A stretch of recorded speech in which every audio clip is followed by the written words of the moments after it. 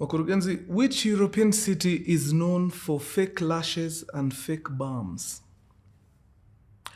Copenhagen. Oh my God.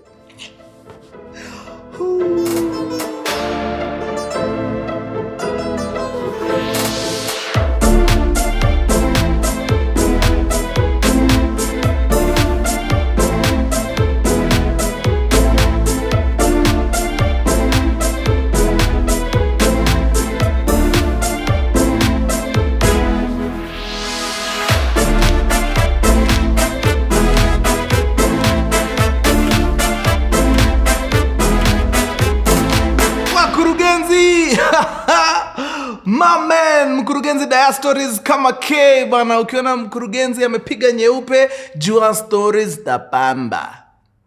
Joke ndai force mpaka mkubali. Yeah, white ni pamba inakuwaga white. So stories da pamba. Very nice. So Mkurugenzi around when was this? Around 1974 thereabout. 1974 kuna Mkurugenzi bana alitoka Kenya akiwa na miaka zake 20 akaenda nchi ya Ujerumani. Huyu Mkurugenzi sababu pia ya a few reasons hapa na pale, we shall not mention their real names. Wacha tumuite Auntie Beatrice.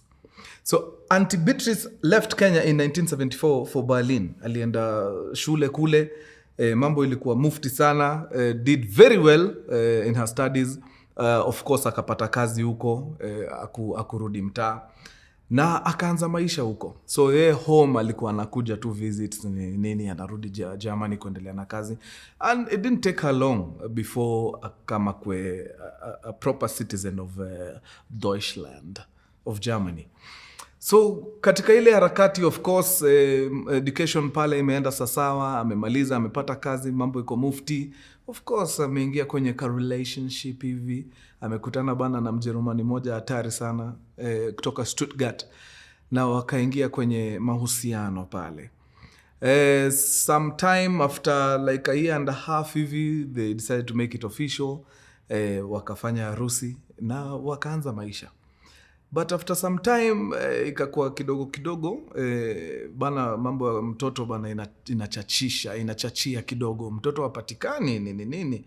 So hiyo ikaleta strain kwa relationship kidogo, na after some time Mjerumani akaamua, guy, mimi mtu wangu bana, kids are a big deal for me.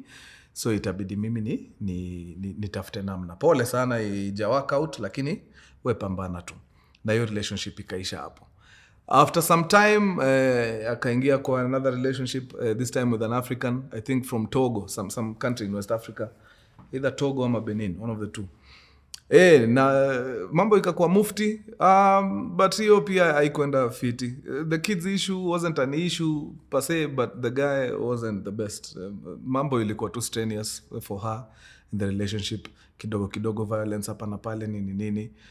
Ikakuwa ni tricky, na hiyo akaachana tu nayo, na akakaa sana between the second and third relationship. I think by the time alikuwa na get into the third one, kulikuwa na a 9-year gap in between. Yes, akapata another European guy, I think from Switzerland, working in Germany, na mambo ikakuwa safi, wakaendelea na maisha. But then again, ile story ya watoto ikaanza kukuwa ni issue kabisa. Haezi pata mtoto. At this point akaamua kukuwa very deliberate na stories za tests, kujua ni nini ndio problem, story ya fertility and what not. Akajaribu kila kitu, fertility clinics, traditional herbs, you name it, everything. But ikakuwa ni noma maze. Auntie Beatrice unfortunately hakuwa capable kupata watoto. So I guess hiyo pia ilikama ikaputa strain in that third relationship. Na ikakuwa ndo hivyo mazeo. Jamaa akamwambia bana, ni sawa tu, watoi ni kind of a big deal kwangu, so mi si mind kukaa na wewe, lakini I hope hauta mind nikipata watoto wengine huko nje. Naturally hiyo kitu kusema na mdomo inakaa rahisi, lakini ukiwa kwa hiyo situation, sidhani bana unaweza, si watu wengi wako na hiyo nguvu ya kukubali mtoto mwingine, na So alijiita tu meeting akajiambia okay, kama hiki tu ni very important na ni crucial sana for this guy, wacha tu nimrelease aende tu mahali atasaidika, apate watoto wenye anataka. Mimi wacha tu nijipange tu vile kutaenda kuende, hakuna pressure. So na ikakuwa hivyo, hiyo relationship ikaishi hapo na akakuwa spinster watagwan, for the rest of her life in Germany. But during one of her visits in Kenya, alikuja baze December fulani, ile tu design mnaamua mfunge mwaka in style nini, wakaamua kwenda kutembea kwa certain children's home. So wakajipanga pale, familia, marafiki nini wa hapa Kenya, wakafanya shopping kiasi hapa na pale, wakapata bidhaa safi, wakakimbiza wapi? Kwa children's home huko mali walikuwa wameenda kuona watoto. Bana Auntie Beatrice hakufurahi hata kidogo na ile situation ilikuwa pale kwa children's home. Like children's homes in Europe bana, wanakaa ni kama watu wako nyumbani tu, maisha mufti, maisha London. Hapa Kenya unless ni very few children homes ndio zinakuwa na ka class kidogo. Most of them mazee standards pale zinakuwa ziko sawa sana, na hiyo kitu ilimkwaza deadly. Akasema mazee, yani mimi niko hapa bana, najaribu kupata mtoto jo, kuna watu wengine watoto wako hapa wameachiliwa, hawachungwi nini. Ikakuwa ni noma. So I think hapo akameka conscious decision ya kujaribu as much as possible kusaidia. Aka-identify ka watu wawili for adoption, na aka-go through the process kabisa ku-adopta watoto nini. Took a bit of time but eventually ikakuwa successful. Other than that, bado alikuwa anafanya nini? Anasaidia. Akiwa tu Germany kule, anarusha msaada Kenya nini, hizo homes zinasaidiwa. Kama kuna vitu zinahitaji kujengwa nini. But at the back of her mind, alikuwa anajiambia bado, I feel ni kama anasaidia enough. So akajiambia hii sasa inakuwa a personal goal. Yeye goal yake ni akiretire like this in Germany, anakuja Kenya kufungua children's home yake yeye mwenyewe. Atatafuta design ya kupata funding nini, na ikakuwa ndio hivyo. Retirement age 60 inampata Nairobi, Kenya, akifanya hiyo kamambo. So she was to turn 60 in 2014. Ndio alikuwa anafaa turn 60. So in 2012 at age 58 alikuwa amegather proper. Unajua ile yani connect hapa na pale nini, ye mwenyewe savings zake ni 50 juu yenyewe job yake ilikuwa fiti, she was earning very good money. So around 2012 akaamua sasa it's time to actualize. Na wakati mazee uko na dream yako fulani bana, unatakaga ku-execute bana, vitu zoanzaga tu ku-align, yani vitu zinaingia tu into place. Akapata wasee wenye wako willing kukamina as partners, akapata yani design fit ya kufundraise and what not. Ikakuwa sasa ni hivyo, all systems go. So kile alikuwa na need kufanya ni ku-identify a nice piece of land in Kenya, anunue, then waingie into construction very fast, watengeneze facility fiti ya kuhouse watoto. Bas, by the time anagonga 60 2014, impata Kenya, aingie biashara yake. Wale partners wake wabaki huko majuu wakifanya funding na nini, ana run nini children's home. So hiyo 2012. So iko siku amebangaiza hapo bana, anapata ujumbe fulani hapo katika mitandao ya kijamii. Anaambiwa bana, kuna a piece of land imepatikana maeneo ya Murang'a County, area inaitwa Gatanga. Gatanga wanauza wanakatakata mashamba wanauza, lakini kuna this particular parcel of land kubwa sana, 18 acres in total, wanataka kuidispose sababu watu kuna migogoro kidogo hapo ya familia. So wameona the best way to go about it ni kuliquidate asset yote, then watu wagawane cash, tugawane pesa, hii kitu iishe, sababu inafanya tunasumbuana sana kama familia. So akakuwa interested. Okay, Gatanga si place mbaya ya kuset up nini. So akajaribu kutafuta information hapo, ni nani ndio hii information imetoka wapi, shamba ni nani. Kidogo akapata contact. So akasema wacha nijaribu mjamaa nione kama ni ukweli. So akacall. Akauliza niaje mimi naitwa fulani kutoka Germany. na kuna nini nimekutana nayo hapo, naona kuna shamba inauzwa nini, ni kweli mimi naitwa wakili fulani fulani, na represent familia ambayo inauza hiyo shamba. Kuna mzee bana aliondokea na wife pia alikuwa amesha dedi, so after mzee ende watoto wajasikizana kabisa na vile kugawana hii shamba, so tuko na the best way to go about it ni kuliquidate, wase wagawane shamba, kama ni wagawane pesa, kama ni kwenda kununua maskani zingine waende wanunue. Akasema sawa. So shamba yenyewe ni eka ngapi? Eka 18 acres in total.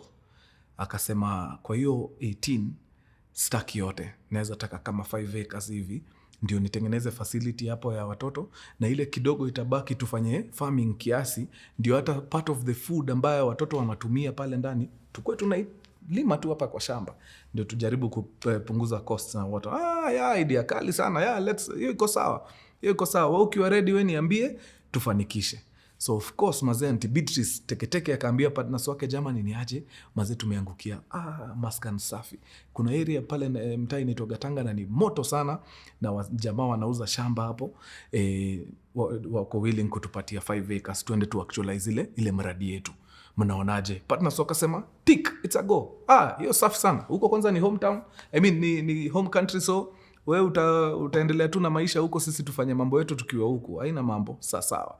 So itabidi sasa wewe ufanikishe mambo yako, wekelea pesa ya land, sisi tutafanya nini pesa ya hiyo matumizi na nini kurun the home, but land ni wewe ndio mwenye organization, wewe nunua land kama ni yako, si uko na hiyo pesa, huwezi kosa pesa ya hiyo nini. Iko sawa.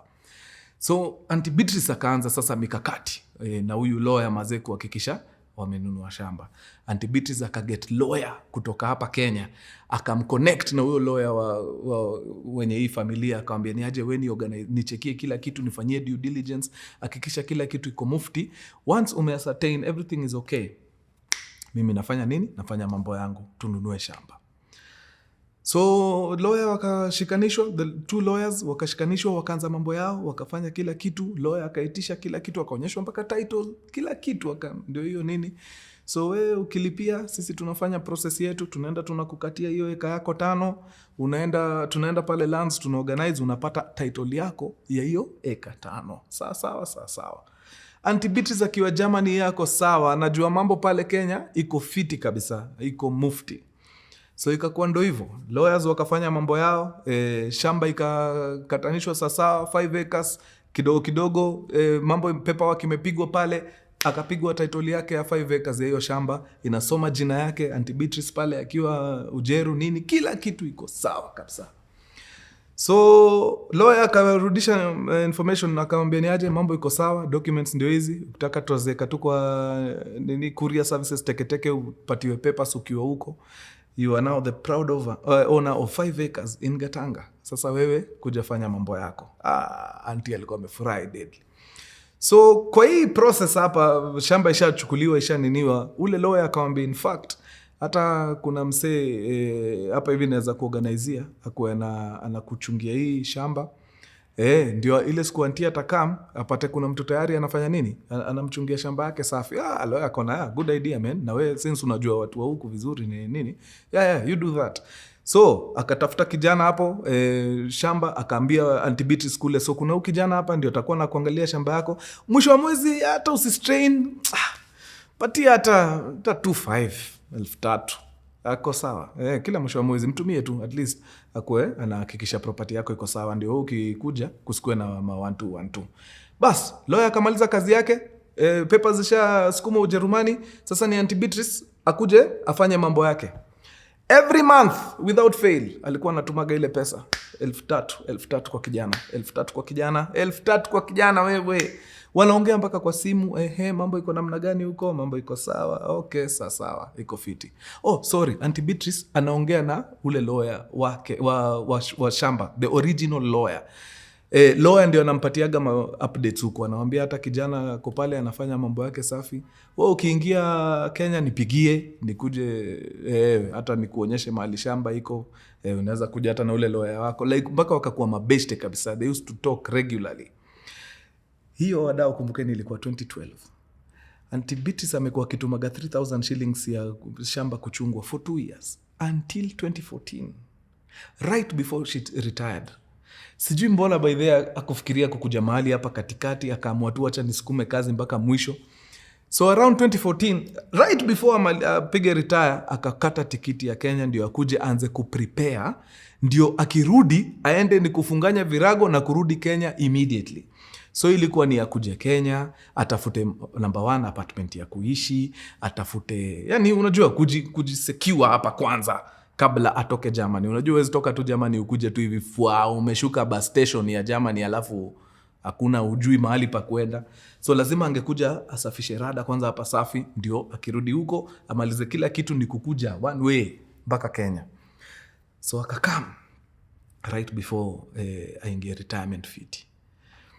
Kukuja akakole ule lawyer akamwambia ni aje, in fact safari si ni ya hii wiki. Lawyer akamwambia I'm very excited bana, kuja nikuonyeshe mali yako safi nini.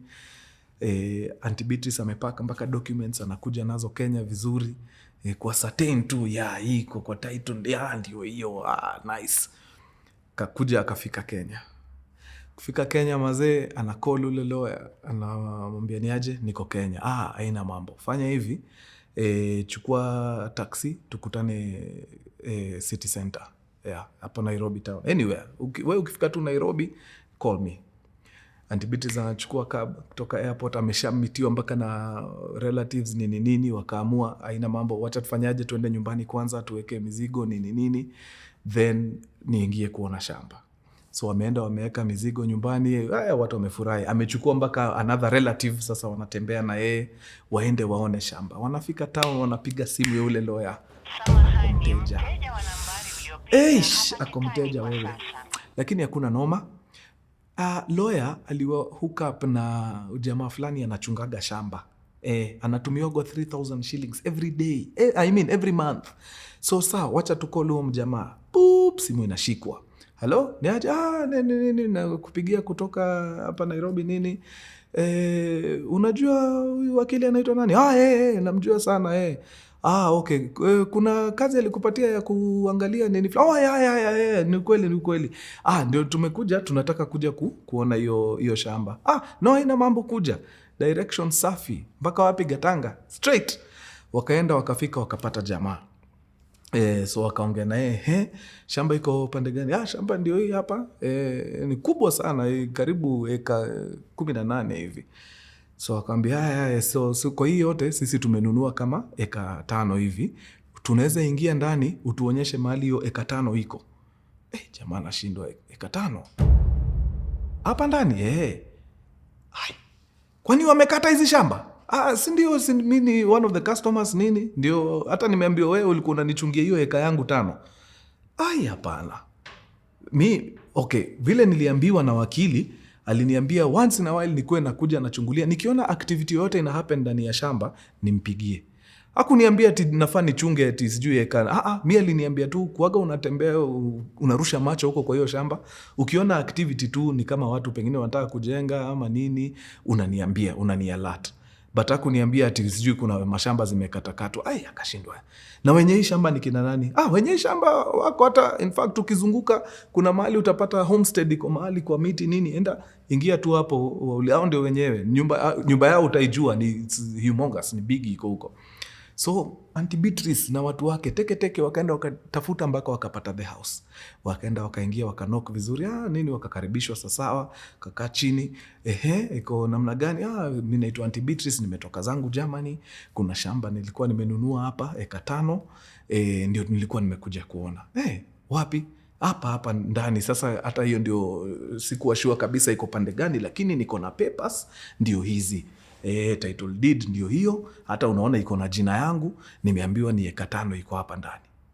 Familia inamwangalia in disbelief. Wanashindwa, eka 5 wapi? Hapa ndani tuko na I think over 30 acres, hata sio hiyo 18 ulikuwa unaambiwa. Na hakuna eka hata moja tumekata ati ya kuuza. Nani amekuambia tunauza shamba? Akasema but hata paperwork imefanywa ndio hizo unaona hapo. Nimelipa watu pesa nyingi sana ya hiyo eka 5. Nimekuwa hata nikilipa kijana fulani hapa 3,000 kila mwezi ananiangalilia shamba.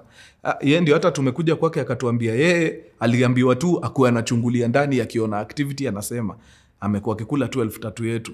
Akaambiwa mazee, mtu yangu umegongwa jo. Hii title ni title tu, lakini hakuna kabisa. Hata sasa tukienda ministry uangalie shamba yetu vile iko, utaona iko yote complete, yote almost 30 acres. Hii 5 yako hatuelewi mazee. Oh my God, disbelief. Hapo ndio ikahit mazee Auntie Beatrice. For 2 years aki amekuwa ni kugongwa tu, anagongwa consistently. So mazee akaenda mpaka Ardhi House kwenda kuangalia mazee hapa rada ni gani, hii kitu imechoroaje. Akaambiwa mazee hakuna kitu kama hiyo. Like hata tukakuonyesha yani the proper documentation ya hii shamba, itakushow exactly wale wasi wanai-own, na so far tujapata ripoti yote ya any subdivision inaendelea huko. Hiyo sale agreement mliandikiana na nani na familia gani? Anaona majina hapo mazee. Anasema hizi jina ziko kwa sale agreement ndio jina zilikuwa kwa the original title mazee. Wewe angalia. But akienda kwa ile familia alipata pale kwa homestead wenye wana own 30 acres, hawana hata hizo majina. Hizo majina hawajui ni kina nani hao. So long story short, hivyo ndio Auntie Beatrice alitengenezwa. Na nimefungia hapo, imagine. Hakuna mambo mingi. No. Tufungie hapo, tuonane wiki ijayo katika another exciting episode of Mkurugenzi Diastories. Tujibambe. Kama unajua watu pale diaspora wanahitaji kusikiza hizi story, wachanue wakuje hapa. Nataka tukue wengi. Nataka to gather following pale diaspora equivalent to ile hapa. Sababu mko wengi huko, au sio? Imekuwa true sana wadau, na watambua sana nyenye ni wa real. Adios muchachos. Peace. Knife.